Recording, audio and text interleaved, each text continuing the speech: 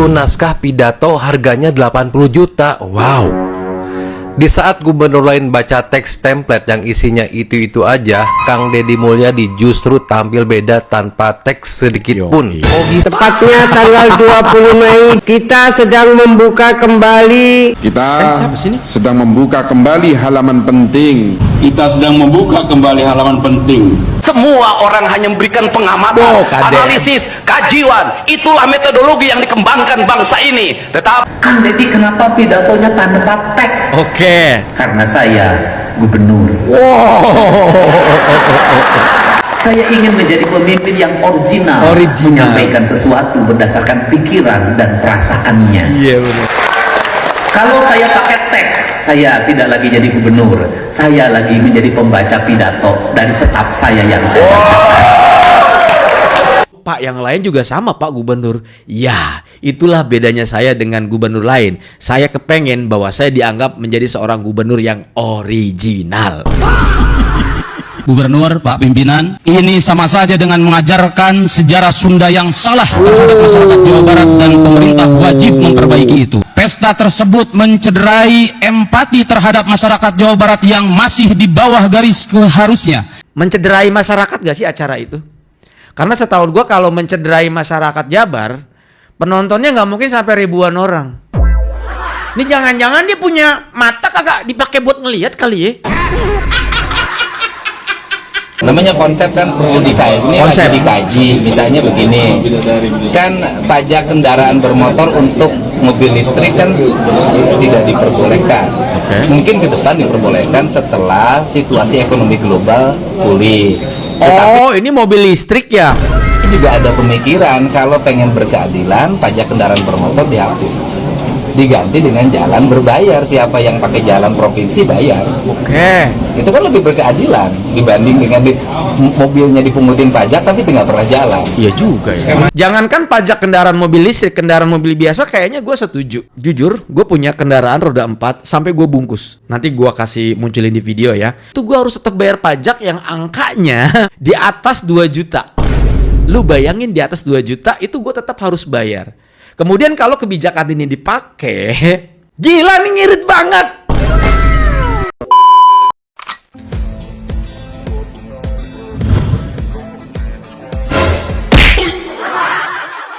Halo guys, assalamualaikum warahmatullahi wabarakatuh. Selamat datang lagi semuanya para pemirsa yang budiman, yang cantik, yang ganteng, dan cetar membayar 0. Gimana kabar teman-teman ya? Semoga kalian tuh pada sehat-sehat dan semoga nih rezeki teman-teman selalu berjalan dengan lancar. Seperti biasa nih teman-teman ya, kita mau ngebahas beberapa topik yang menarik. Yang pertama kita mungkin akan keliling di Jawa Barat. Kira-kira ada apa aja? Katanya gue denger-denger Bapak Gubernur Jawa Barat selalu bikin pusing gubernur lain, dimana beliau mau ada ide. Ini baru ide sih menurut gue ya. Bakal menggratiskan sebuah pajak kendaraan. Boom. Baru ini ada satu-satu gubernur yang berani nekat ngelakuin ini. Wah, gila. Lalu ya kabar yang panasnya gue denger katanya Bapak KDM dikritik salah satu anggota DPRD di sebuah acara. Tapi sayangnya momennya nggak pas. Ya biasalah ya, pansos. Terus ada lagi nih ya, ini mencuat lagi rame banget. Jadi banyak gubernur lain rela mengucurkan dana ya puluhan juta cuma untuk naskah pidato. Gila nggak lo? Ya Allah, ya Robi. KDM pidato babat abis tanpa mengeluarkan dana, tanpa mengeluarkan anggaran, digas. Gila sih. Ini rame lagi ternyata ya. Dan seperti biasa juga kita bakal keliling-keliling di luar Jawa Barat. Dan langsung aja tanpa banyak basa-basi kita gas, kita menuju TKP and play. Ini salah satu bangunan yang mengambil badan jalan. Siap. Tapi ini hebat. Dia membiayai jualan di sini karena untuk kebutuhan kuliah. Dan sekarang kuliahnya saya jamin sampai selesai. Adik sekarang masuk SMP. Kamu bisa ngojek lagi, ya kan? Untuk bekal, ya 3 bulan tuh cukup, ya. Jadi bangunannya dibongkar, kuliahnya dibiayain, ngojeknya jalan buat adiknya. Siap. Oke? Amin, amin. Mantap kan? Mantap, Pak. Nah, apa? Oke? Oke, Pak. Mantap apa? Udah buat bekal di rumah cukup apa? Nuhun ya. Oke, nuhun. Jadi gitu teman-teman, ketika KDM ingin menertibkan sesuatu ya ke masyarakat, misal kayak bikin rumah di pinggir jalan. Kebanyakan orang kan komplain, tetapi beliau mah justru malah bikin seneng si warga yang bikin bangunan di pinggir jalan tersebut. Kenapa? Kuliahnya dibiayain, ya kan? 3 bulan dikasih bantuan. Coba gimana? Atau warga malah pilih senang begitu gitu kan? Lu bayangin biaya kuliah mahal coy. Aduh, ampun bunga ya. Lagi melakukan Gimana nih, Pak? wilayah jalur apa Kang ini teh? Jalur Sukajadi, Jalur Sukajadi Setiabudi. Memang hubungannya luar biasa. Hasan Sadikin kesananya ke tempat belanja. Nah, tapi ditemukan ini ternyata,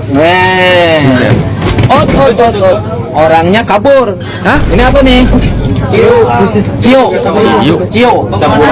Oh, ini Cio. Ini yang jualannya kabur. Tuh, jualannya kabur tuh. Ini banyak tuh. Orang tua, anggur merah, lengkap tuh. Nggak tahu tiba-tiba saya padahal mah nggak berniat nyari ini, niat untuk melihat taman berubah menjadi tempat jualan. Itu aja masalahnya. Ya. Siapa pemilik di sini? Kenapa Pak Budi bisa ngecas di sini? Itu tadi. Gimana? Dulu kata KDM kan pemilik tokonya ini kan kabur. Ya, terus ditambah lagi ini kan bangunan liar. KDM lagi nertibin. Ya, tiba-tiba ada orang yang mau ngambil HP karena HP-nya dicas. Jangan-jangan ini, Pak. Jangan-jangan ini, Pak. Oke. Itu casan ini. Ah, iya nu bogana saha. Karya. Anu bogana saha nu boga? Apa lagi ngecas? Oh, tuh mungkin lu ngecas di dia apa ya, Tas? Nah itu ada cas. Tapi nggak ada. Mana sok langganan nginum di dia nya? Sok nginum di dia langganan ya? Sok ramen ini. Anu teh sok nginum di dia kan, osok. Atau nggak apa-apa bilang. Jarang berarti osok kan? Berarti nyaho nu bogana ieu saha? Oh nya geus teh apal mah kudu diangkut ya. Nah ini gue jadi teringat ada sebuah kritikan kepada Bapak KDM yang dimana KDM itu harusnya tuh membasmi penjual obat-obatan terlarang, minuman terlarang, yang sampai ngegebrak meja sampai gue bilang kalau besok mau ngeritik bau gergaji, inget gak kalian? Ini salah satunya. Ini apa? Ini kerjakan Bapak KDM, greget gue. 4 WNI asal Karawang terlantar di Libya minta bantuan Deddy Mulyadi untuk dipulangkan ke Indonesia. Assalamualaikum warahmatullahi wabarakatuh. Oh yang di Libya itu ya? Kami warga negara Indonesia yang berada di Libya dan Indonesia. Tunggu kami Pak. Kami semua tidak sanggup gejala kami sakit Pak. Kami juga disiksa sama agen Pak. Di sini kita ditipu, diberangkatkan ke Turki, nyatanya kita diberangkatkan Libya. Terima kasih ya atas informasinya. Ada ketidakberuntungan yang dialami oleh saudara kita, khususnya warga dari Kabupaten Karawang yang hari ini ingin kembali ke Indonesia karena mengalami masalah di Libya. Biasanya kalau yang bermasalah seperti ini proses pemberangkatannya bermasalah. Iya. Tetapi ilegal, Pak. Kami tetap akan melakukan komunikasi dengan KBRI Libya untuk memastikan keberadaan warga Jabar tersebut dan memastikan pengembaliannya kembali ke kampung halamannya. Untuk itu saya ucapkan terima kasih, mohon bersabar, kami akan melanjuti apa yang disampaikan. Gua kan udah bilang berkali-kali ya bahwa kalau mau keluar negeri itu tolong pakai agensi yang jelas. Jangan tergiur dengan iming-iming atau gaji yang gede banget tapi ternyata agensinya nggak jelas. Please.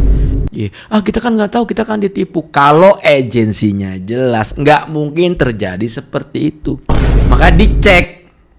Karena kalau agensinya jelas, meminimalis nggak mungkin ada kejadian kayak gitu. Kemungkinan paling ada kejadian kayak di sana lo kerja nggak betah, biasa sih begitu. Atau dalam tanda kutip penyiksaan, atau ya kerja yang tidak sesuai dengan kontrak kerja gitu.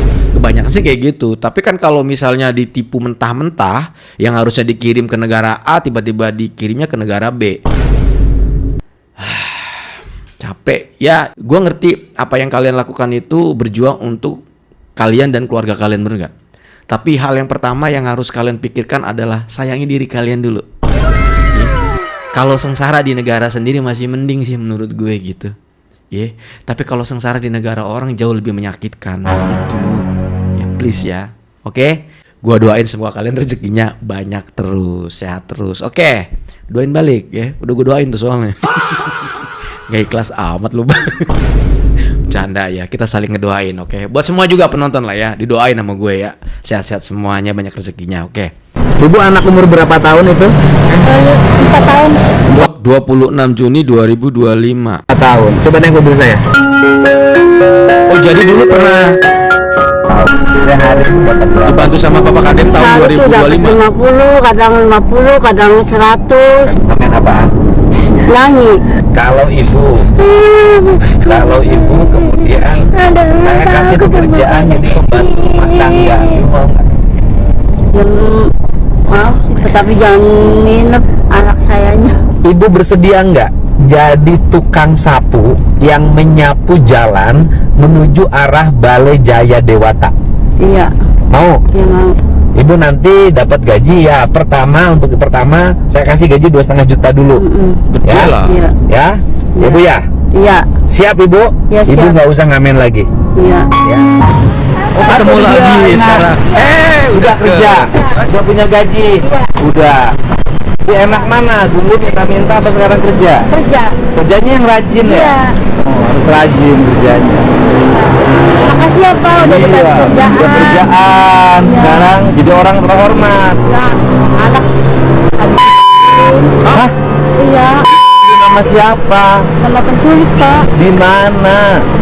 Seriusan ini? Di Mundu. Di Mundu. Iya. Penculiknya siapa? Ditahan. Udah. Iya udah. Kapan? Lagi kemarin tuh.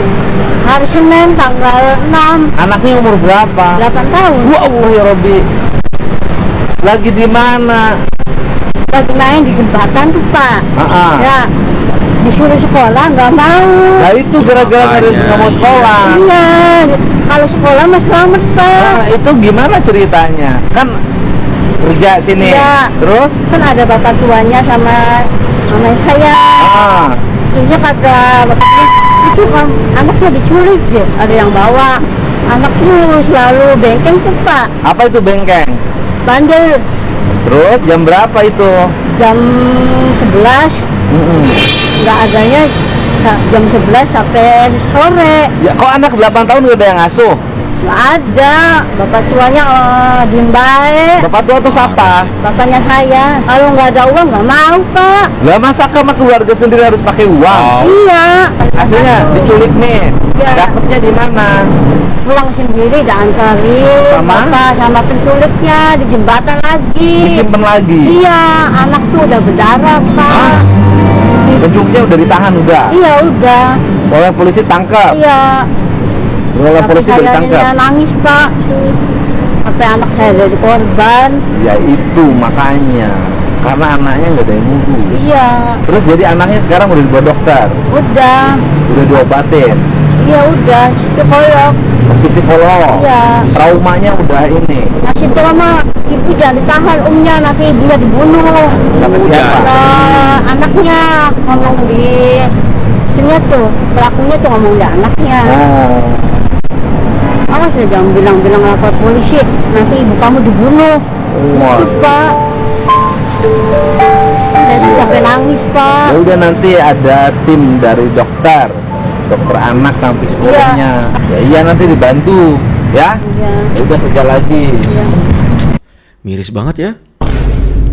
Bapak KDM pernah ngebantu ibu ini tahun 2025 bulan Juni dan alhamdulillah sekarang udah kerja.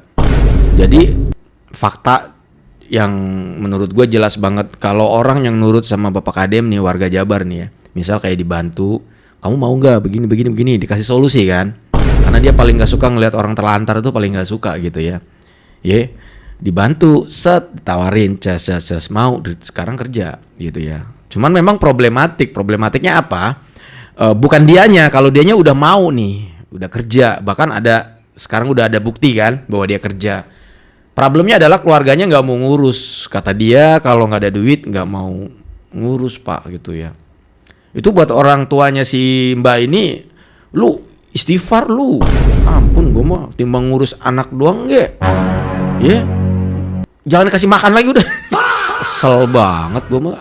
Masalah anak dia atau cucunya jatuhnya kan jadi korban masalahnya. Ampun ya. Tapi Pak KDM langsung ngebantu. Nanti bakal dibantu sama Bapak KDM. Nah, kembali lagi. Warga Jabar yang nurut, insya Allah. Salah satunya adalah ini. Sebetulnya banyak ya guys, sabar-gabar. Kalau bayangin tiap hari Bapak KDM tuh sering bantu orang. Betul nggak?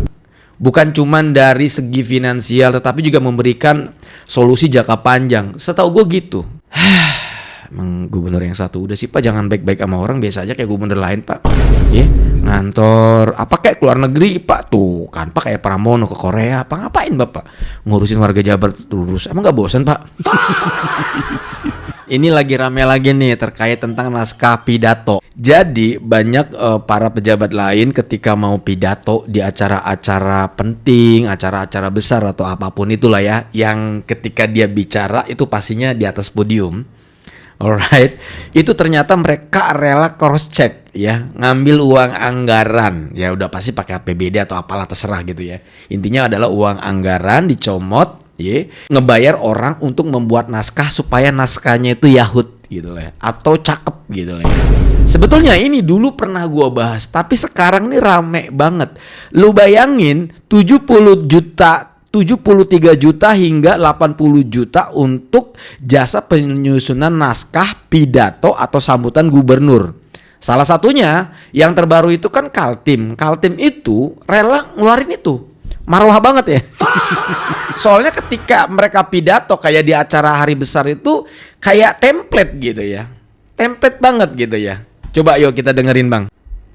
Satu naskah pidato harganya 80 juta. Wow. Di saat gubernur lain baca teks template yang isinya itu-itu aja, Kang Deddy Mulyadi justru tampil beda tanpa teks sedikit pun. Oh bisa ya, jauh yang bang. lain samaan, tapi beliau beda sendiri. Perhatikan videonya. Tepatnya tanggal 20 Mei 2025. Ya kan? Ini kan pidato. Kita tidak sekedar 2025. memperingati sebuah tanggal dalam kalender nasional. Kita sedang membuka kembali halaman penting dari sejarah perjuangan bangsa. Tepat di tanggal 20 Mei 2025, kita tidak sekedar memperingati sebuah tanggal dalam kalender Indonesia nasional. Ini mewakil kali ya?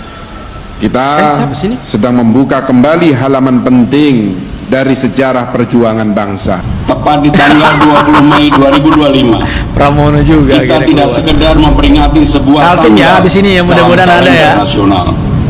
Kita sedang membuka kembali halaman penting dari sejarah perjuangan bangsa. Semua orang hanya memberikan pengamatan, analisis, kajian. Itulah metodologi yang dikembangkan bangsa ini. Tetapi tidak ada yang berani mengambil solusi, mengangkat mereka di... Kalian sadar nggak? Di acara ini semua gubernur. Bentar Bang, gila ya. Ini rame banget diberitain. Kenapa? Ini seolah-olah perbedaan antara kualitas gubernur Jawa Barat dengan gubernur lain. Gua nggak nyebutin nama ya. Gubernur lain. Jauh banget ya. Jenius banget Bapak yang satu ini mah ya. Baca teks yang isinya persis sama. Tapi kenapa cuman Kang Deddy Mulyadi yang berani pidato tanpa teks, tanpa kertas? Ternyata alasannya, kalian tonton sendiri video alasannya. Oke. Jadi kalau ditanya, Kang Deddy kenapa pidatonya tanpa teks? Oke. Karena saya gubernur. Kenapa? Saya ingin menyampaikan pesan yang hadir dari hati saya. Saya ingin menyampaikan pesan yang hadir dari jiwa saya. Saya ingin menjadi pemimpin yang original, menyampaikan sesuatu berdasarkan pikiran dan perasaannya. Iya benar. Kalau saya pakai teks, saya tidak lagi jadi gubernur, saya lagi menjadi pembaca pidato dari staf saya yang saya bacakan. Bayangin, anggaran puluhan juta cuman buat nyusun kata-kata di atas kertas. Tapi buat KDM, bicara itu bukan soal naskah, tapi soal hati. Inilah alasan kenapa beliau nggak mau pakai teks template kembaran kayak gubernur lainnya. Menurut kalian bagaimana? Tulis di kolom komentar. Karena saya adalah seorang gubernur. Itu kan lucu banget gitu ya. Ya kita jawab dong, Pak, yang lain juga sama Pak Gubernur. Ya, itulah bedanya saya dengan gubernur lain. Saya kepengen bahwa saya dianggap menjadi seorang gubernur yang original. Itu masuk akal. Alasannya yang pertama adalah dia sering ke lapangan, ketemu dengan masyarakat, betul nggak? Dia bisa mendengarkan keluhan-keluhan langsung, ya, secara langsung bersama masyarakatnya. Ini beginilah, ini begitulah, ini beginilah, longsor lah ya kan, jalan jelek lah, wah, berbagai macam keluhan setiap hari dia temuin. Kemudian dia pecahkan masalah itu, boom gitu kan. Jadi ngapain mesti pakai teks? Karena sebagai seorang pemimpin, masalah yang sering ditemukan adalah masalah masyarakat yang setiap harinya dia temukan, kemudian dia berikan solusinya. Gubernur original. Makanya dia bener ngomongnya pakai hati, cocok. Setiap hari ketemu, dari hati ke hati, ke hati ke hati, termasuk hati kamu. Ucup menuduh Kang Deddy buta budaya Sunda. Ada dua hal, Pak Gubernur, Pak Pimpinan. Saya secara pribadi sangat meyakini bahwa cita-cita Pak Gubernur akan pendidikan dan kebudayaan memiliki cita-cita yang sangat luhur. Yang pertama terkait masalah kebudayaan, saya ingin membahas sedikit tentang Milangkala Tatar Sunda. Iya. Kegiatan perayaan Milangkala Tatar Sunda adalah ahistoris karena rangkaian acara tersebut hanya bersandar pada sejarah tanggal 18 Mei saja, yaitu tepat pada waktu 669 Masehi, tanpa ada referensi pasti bahwa rangkaian harus dilaksanakan selama 16 hari, yaitu dimulai sejak tanggal 2 Mei hingga 18 Mei. Serta acara tersebut, mohon maaf Pak Gubernur beserta jajaran, adalah inkonsisten terhadap urutan sejarah. Bagaimana bisa Tatar Sunda lahir dari perjalanan dimulai dari Sumedang kemudian berakhir di kota Bandung dengan hanya menyentuh 9 kabupaten kota yang ada di Jawa Barat? Ini sama saja dengan mengajarkan sejarah Sunda yang salah terhadap masyarakat Jawa Barat, dan pemerintah wajib memperbaiki itu. Ingat, ya, poinnya adalah secara tidak langsung ketika acara Tatar Sunda ini terus berlangsung nih teman-teman ya, KDM beserta jajarannya mengajarkan Tatar Sunda yang salah. Gila. Oke, lanjut. 2. Pemerintah harus mempertanggungjawabkan secara transparan segala hal penggunaan anggaran yang dikeluarkan dari keringat masyarakat untuk acara tersebut. Dengan perkiraan anggaran mencapai 2,7 miliar hanya untuk di 4 kabupaten saja. Lalu bagaimana dengan 5 kabupaten kota lainnya? Apakah itu dari anggaran daerah mereka sendiri? Serta bagaimana mungkin pemerintah menyatakan bahwa acara tersebut tanpa APBD sama sekali? Sebentar, ngebahasnya kemana-mana, ya gitu. Tetap endingnya adalah anggaran. Ya, dana hibah kagak ada soalnya. Tapi satu sisi diakui dalam perencanaan. Hal ini menghina logika pemerintah yang tertuang dalam Undang-Undang Nomor 17 Tahun 2003 Pasal 3 Ayat 1, sekaligus melanggar UU Nomor 1 Tahun 2004 tentang Perbendaan Negara dan Undang-Undang Nomor 20 Tahun 2001 Pasal 12B. 3. Pesta tersebut mencederai empati terhadap masyarakat Jawa Barat yang masih di bawah garis keharusnya, baik garis kemiskinan, pendidikan, kesehatan, dan recovery pasca bencana. Mencederai masyarakat Jabar. Buat penonton saya yang tercinta, yang budiman, puluhan ribu orang, bahkan mungkin ratusan ribu penonton saya, acara Tatar Sunda yang diselenggarakan oleh masyarakat Sunda sih sebetulnya, KDM hanya mensupport. Menurut kalian ini mencederai masyarakat Jabar nggak sih? Kalian kan warga Jabar kebanyakan nih penontonnya. Gue mau nanya dulu. Nah, kalau di luar Jabar silakan, nggak apa-apa jawab. Mencederai masyarakat nggak sih acara itu? Karena setahu gue kalau mencederai masyarakat Jabar, penontonnya nggak mungkin sampai ribuan orang. Ini jangan-jangan dia punya mata kagak dipakai buat ngelihat kali ya? Ingat gak kalian di DM warga Bogor masalah tambang, pokoknya menolak KDM lah segala macem, bahkan mau pindah lah, ngomongnya udah kasar-kasar banget. Tapi ketika datang ketika acara di Bogor itu berlangsung, lihat ribuan orang, parah banget yang datang. Makanya gue bingung kadang-kadang ketika dia ngomong, kadang tidak sesuai dengan kenyataan gitu coy. Ya gue ngerti ini kritik, alright, gue setuju gitu ya. Cuman maksud gue harus faktanya tuh harus jelas gitu loh. Mencederai masyarakat yang mana gitu loh. Ribuan orang datang ke situ.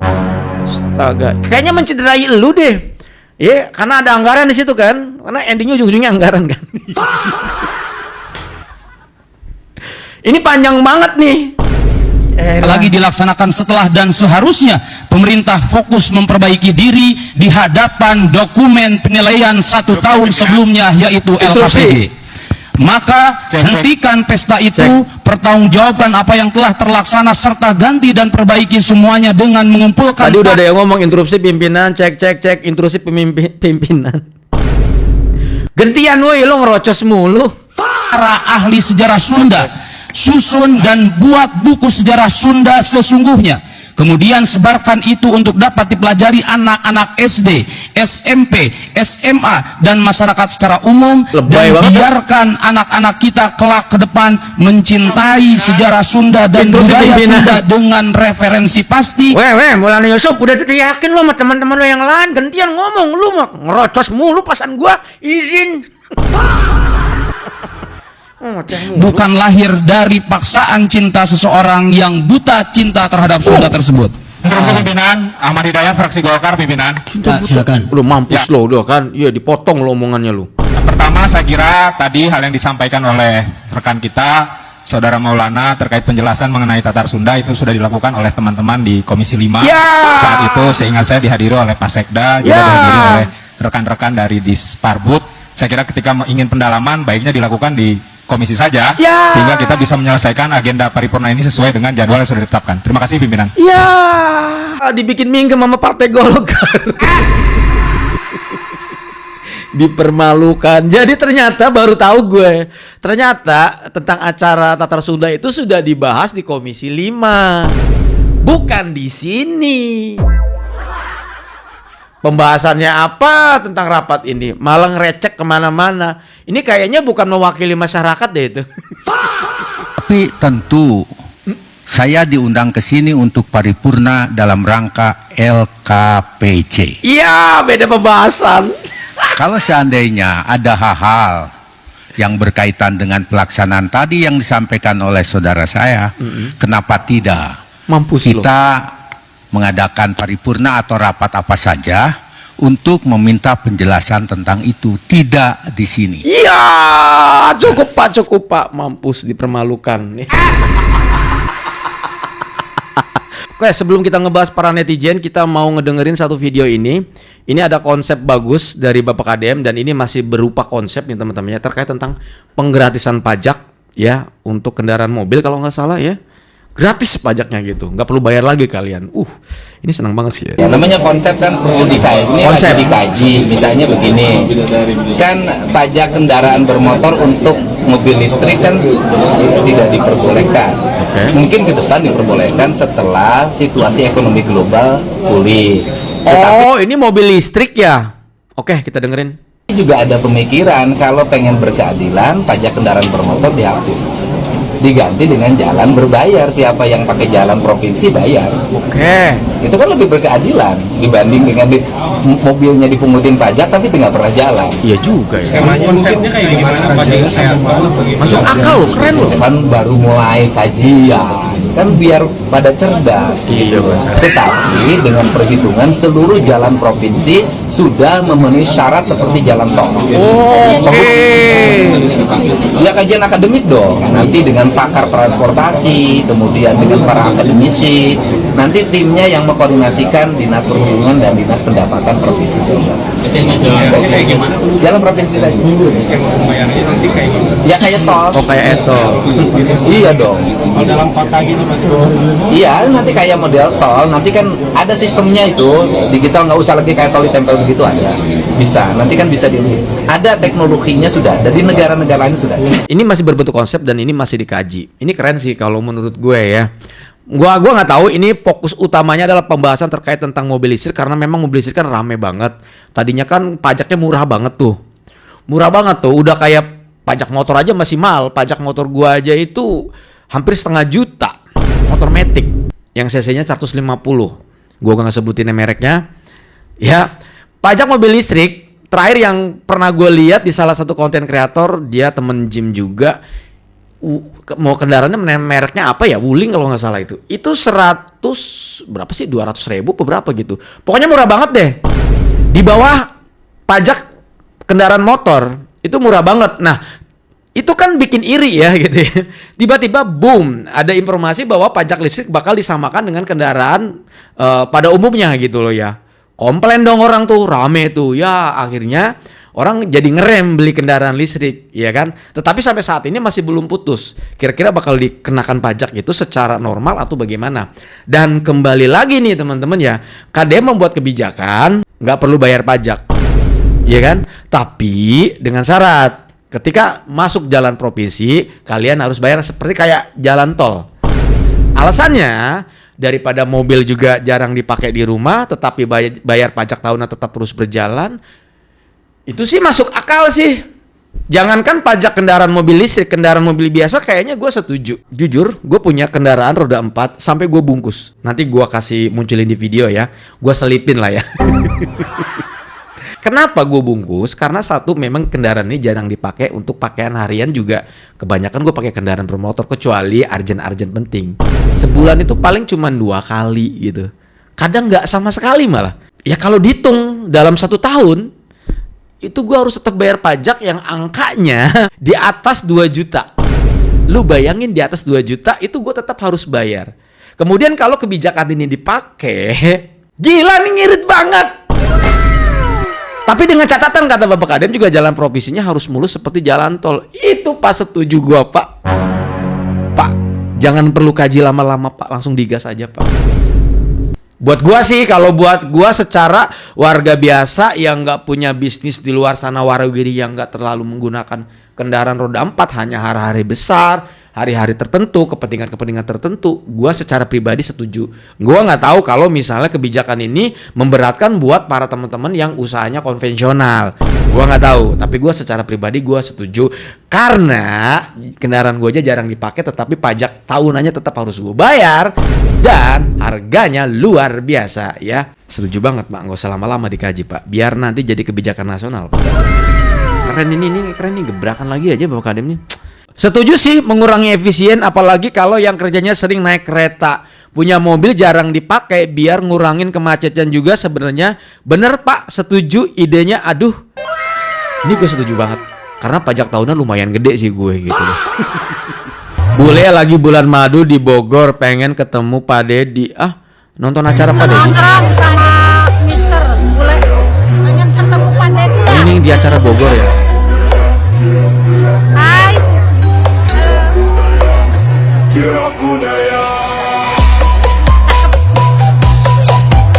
Bule aja seneng ya acara kirap budaya. Si Maulana Yusuf mah sibuk aja ngeritik, nggak diajak sih. Dia dinilai buat hiburan, tidak ada manfaatnya. Bangga sebang lah. Ini KDM dibilang parah ya. Katanya tidak ada manfaatnya, kata siapa? Itu manfaatnya banyak. Warga bisa kumpul di satu tempat, bertemu dengan KDM. Kalau keliling kan tidak semua ketemu. Ya, tukang dagang yang jualan laku. UMKM Terus Bang, ya? kalau beliau memberi ke seseorang itu mencontohkan ke pengurus-pengurus lain, pejabat-pejabat yang lain. Ya, intinya mencontohkan. Masa harus diberi ke semuanya. Terus katanya banjir di mana-mana itu kan ada bupati, ada camat, ada kades. Kan pemimpin itu bukan cuma KDM, bukan gubernur, setiap wilayah itu ada. Masa sekarang banjir, misalkan ada bencana sedikit-sedikit ke KDM gubernur, itu kan ada ya kadesnya, camatnya, bupatinya, kotanya. Aduh, ini Dodi. Ini KDM dibilang parah ini. Padahal beliau itu niat itu memperkenalkan ya kesenian Sunda ya, Jawa Barat yang sekarang sudah mau punah. Anak-anak kecil sekarang tuh tidak mengenal yang namanya kesenian Sunda. Jaipong, wayang golek itu banyak yang tidak tahu anak sekarang. Itu niatnya baik juga KDM itu ya. Jadi jangan sampai hilang ya budaya kita itu Sunda itu. Susah kalau udah ditutupin dengan kebencian itu susah Bang ya. Terhadap Sunda tersebut. Arisia sirik wae ka Bapak aing teh. Apa sih yang sudah dilakukan PKB di Jawa Barat? Mampus loh. Apa khususnya itu? Mampus loh. Maulana. Maulana, tanya tuh. Yusuf, apa yang telah kau perbuat untuk Jawa Barat? Ini ada gubernur lagi membangkitkan Budaya Sunda ya. Cinta rakyat kepada budayanya selalu direcoki. Recokin aja. Segala pesta lah, segala raja-rajaan lah. Teriak karena kekeringan. Kekeringan. Karena udah nggak ada hibah lagi. Itu bang. Buktinya kira budaya dipadati masyarakat, rakyat membludak menyambut, itu tandanya rakyat suka, tahu, cinta dengan budayanya. Kenapa mesti dilarang? Iya. Si ayah wae sih. Disemprot anjir. Ya mau ucupnya tolol. Bin lolong. Tolol dipanggil apa? Nyebut ke Kang. Coba ulangi bang. Ya mau ucupnya tolol. Bin lolong siapa? Nyebut ke Kang Deddy Mulyadi buta karena budaya. Sia nu buta karena budaya mah. Dengekeun ku sia. Masyarakat Jawa Barat eueuh nu kapaksa. Masyarakat Jawa Barat gak ada yang terpaksa betul.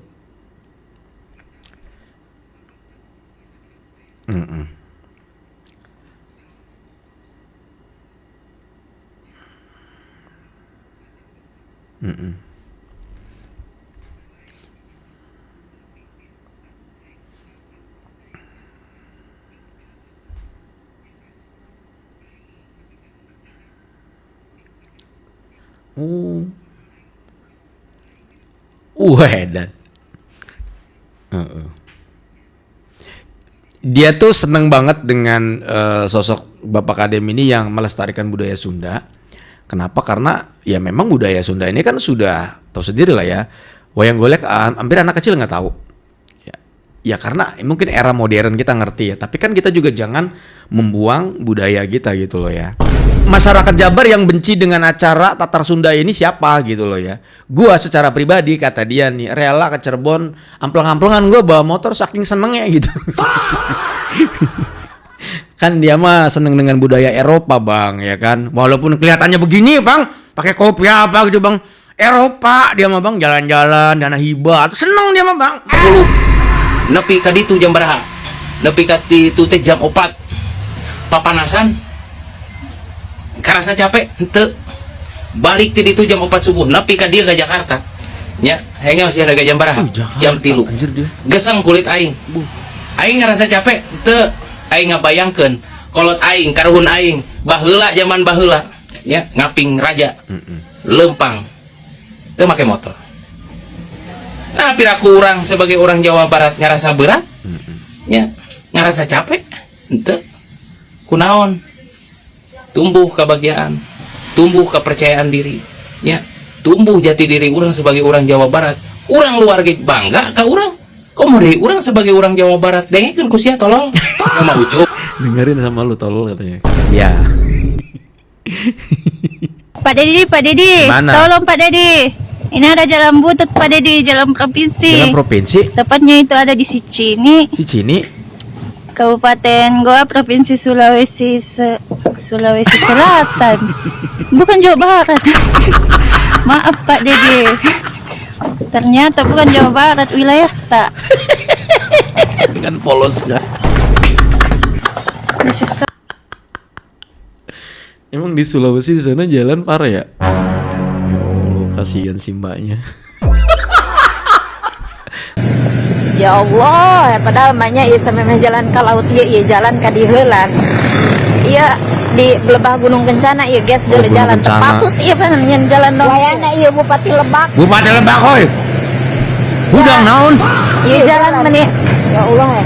Menuju ke mana ge meureun ka dieu heulan ngalewatan teh Karangkas ka Jakarta kan dieu meni. Meni kuat ya Allah ya. Mun di pelakan lauk ngelaku ya. La ilaha illallah. Iya mama mobil ge geger hidugan. Mau motor geus milihan oge eueuh teu kapilih jago jalan oge meni doang kieu.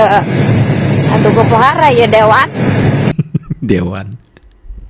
Dewan itu kerjanya cuma ngeribetin doang. Fokus ke bupati lah. Kalau untuk jalan kabupaten misalnya ya, jalan kabupaten, kemudian provinsi untuk gubernurnya, kemudian kalau jalan desa itu untuk kadesnya. Gitu ya. Jadi biar teman-teman tahu kalau misalnya kalian mau mengkritik sebuah jalan, itu harus tahu gitu ya. Bang, terus kan di situ di atas kades ada camat, ada apa lagi?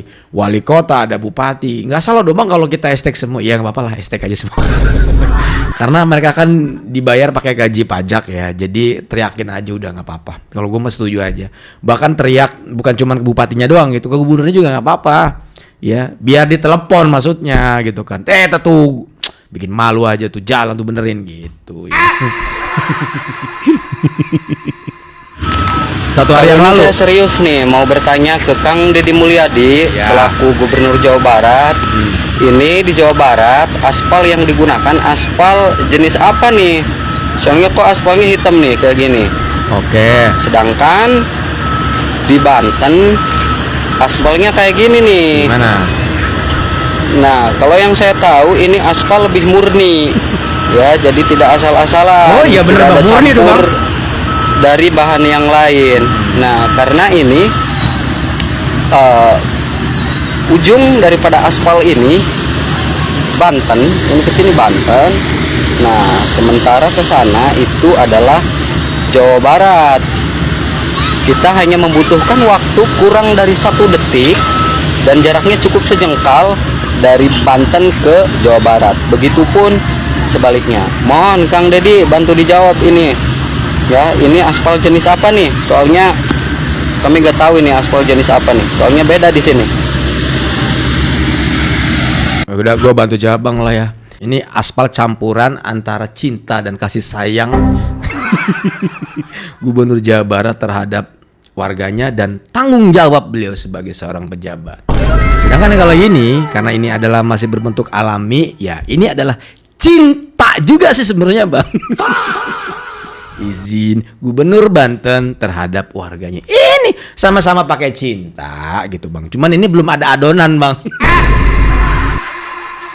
Letak. Oke, kita akan masuk ke mana ya? Ke Sumsel dulu deh. Ini Sumsel rame banget nih. Lah tekeng lagi. Satu hari yang lalu. Jalan Heru ya Allah ya Tuhanku. Her maneng. Parah banget ini mah cok. Sumsel jalannya. Ya her juga tadi kena bangun dengan spal romane timbun bae her jingo nala kuang kangkang tebeng kakak kak model kaher. Oh jangan teman ikan mudi her nanggung nia saya sopir kaher. Ya habis bando uang model ka habis bando umat her. Oi cacam kapan boleh dengan spale kapan serenye ngau timbun dikit marah buku marah jentol. Numpang tanya mama siapa bupati dan gubernurnya. Untuk saudaraku yang di Jawa ini loh Jalan Sumatera Selatan. Gimana di Jawa ada nggak? Wih keren. 3 hari yang lalu coy. Sumatera Selatan.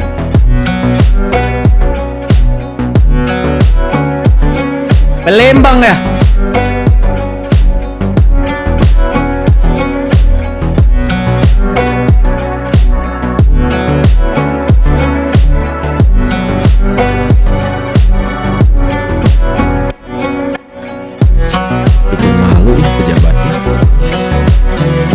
Pada picek kali ya. Ini pejabatnya pingsan, ini pejabatnya. Terus aja Bang, bikin video, bangunin. Siapa tahu nanti kalau udah bangun makan cepet-cepet taubat Bang ya. Izin Bang ya. Mereka ya, alhamdulillah. Di kotanya aja begini. 10 jam yang lalu ini. Mana ngaher? Lepas calo boleh her.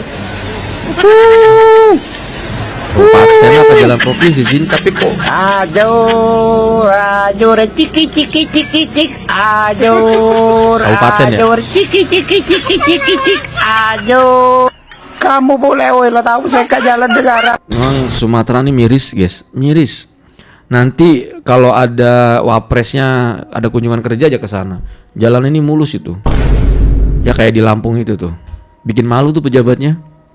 Giliran dikasih giliran dikritik sama masyarakatnya bilangnya anggarannya terbatas lah. Kudunya memang kayak Presiden Prabowo main ke sini Pak, ke tempat-tempat yang pelosok Kalimantan tuh Pak, ke Sumatera Selatan juga banyak nih Pak jalan-jalan yang masih belum aspal gitu Pak ya. Coba dibikin wacana Pak, Bapak Prabowo, Bapak Wapres ya Gibran gitu ke sana gitu. Nggak apa-apa Pak, kunjungan kerja dalam rangka apa kayak main kayak apa kayak gitu Pak. Soalnya kalau bapak-bapak pada ke sana itu kayaknya langsung Pak semalam Pak, nggak perlu sebulan 2 bulan, nggak perlu semalam kelar jalan Pak. Kayak di Lampung itu Pak, disulap anjir. Untuk Gubernur Sumatera Selatan yang terhormat, dengerin nih. Bapak Herman Deru, seharusnya dari kejadian ini bisa menjadi bahan evaluasi, bukan malah membela diri. Faktanya, dari kasus penyelidikan polisi, bus ALS itu kecelakaan gara-gara menghindari jalan yang berlubang, sehingga terjadilah kecelakaan yang mengakibatkan 16 korban jiwa meninggal. Dan untuk masalah 90% jalan mulus di daerah Sumatera Selatan, itu biar rakyat yang berbicara. Tapi untuk daerah Musi Banyuasin dan Banyuasin, banyak kendaraan yang tekengkeng nyungsep gara-gara kondisi jalan tersebut. Semoga saja video ini bisa mewakili masyarakat Sumatera Selatan dan up tentang kondisi jalan di mana saja yang rusak di daerahnya. Kalau bisa mah kayak di Pandeglang tuh Bang, kasih tahu buat warga Palembang. Dituntut aja sih. Nih buat warga Sumsel gua kasih tahu ya. Ini kan rame banget nih masalah bus yang kecelakaan itu. Kenapa nggak belajar sama yang di Banten? Di Banten itu ada kejadian. Itu miris banget sih menurut gue. Tukang ojek bawa penumpang. Ya, jalannya jelek, bruk jatuh. Iya, penumpangnya otomatis iya kan? Nggak terima keluarganya. Di penjara dong tukang ojeknya tuh. Lo tau apa yang terjadi? Pemprovnya dituntut. Kenapa nggak tidak dilakukan seperti itu biar kapok sekalian? Ya buat pembelajaran aja. Laundry Color dan BH puluhan juta, tetapi daerah yang dipimpinnya tertinggal, jalan rusak parah, rakyat masih banyak yang miskin. Inilah contoh pejabat yang otaknya itu kayak tai, ya. Laundry Color. Berarti maksudnya itu kayak tai Bang, itu pejabatnya Bang ya. Mau merantau ke Kalimantan Timur juga Mas ya? Iya Mas, di sana seminggu 20 juta penghasilan. Saya juga mau ke Kalimantan Timur, buka laundry. Saya juga mau merantau Kalimantan Timur. Ngapain? Lumayan usaha laundry 450 juta setahun. Kaya loh, Cok. Wah, Kalimantan Timur bisa penuh sama usaha cucian laundry nih. Kayaknya boleh juga tuh untuk investasi di sana buka laundry. Ya kan lumayan omsetnya 450 juta setahun. Wah! Apa berhenti? Saya ada pertemuan 1 jam lagi Pak Darmo. Jalankan mobilnya. Gak bisa Pak, as rodanya patah. Mobil ini gak sanggup dipaksa off-road di jalan yang aspalnya sudah jadi bubur begini. Izin Pak, di sini Dirjon tidak ada sinyal sama sekali. Kita tidak bisa panggil pengawalan atau mobil derek lewat radio. Astaga, kenapa daerah ini seperti tidak terurus? Andre, bukannya bulan lalu ada anggaran ya untuk pemeliharaan jalur alternatif ini? Izin Pak, bukannya Bapak sendiri yang menandatangani pengalihan dana pemeliharaan jalan ini untuk pengadaan interior ruang kerja baru kemarin. Banget, anjir. Aduh, saya tidak menyangka kalau kondisinya seburuk ini. Saya pikir rusak di laporan itu hanya sekedar retak-retak biasa. Maaf Pak, kalau Bapak sesekali mau naik motor dinas keliling sini, Bapak nggak perlu menyangka Pak. Bapak bakal tahu rasanya tiap hari taruhan nyawa cuman buat ke pasar. Jaga bicara kamu Darmo, saya ini atasan kamu. Darmo kamu diomelin. itu supir, bukan pengamat politik. Pak, maaf. Mampus lo Darmo.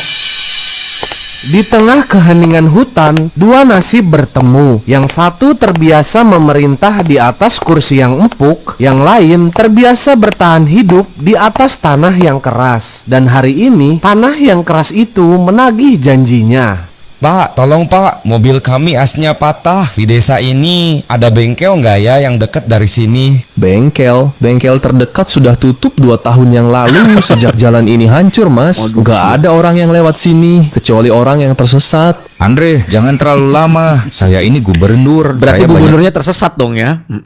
Mas Ud tersesat dong Ud. Izin. Urusan, tolong cari cara agar saya bisa cepat keluar dari sini. Oh alah, Pak Gubernur, pantesan mobilnya bagus banget. Mobil ini bayar pakai apa ya Pak? Pakai aspal yang nggak pernah sampai ke desa kami? Atau pakai uang yang katanya buat benerin drainase tapi malah jadi marmer di rumah dinas Bapak? Jangan bicara sembarangan ya kamu.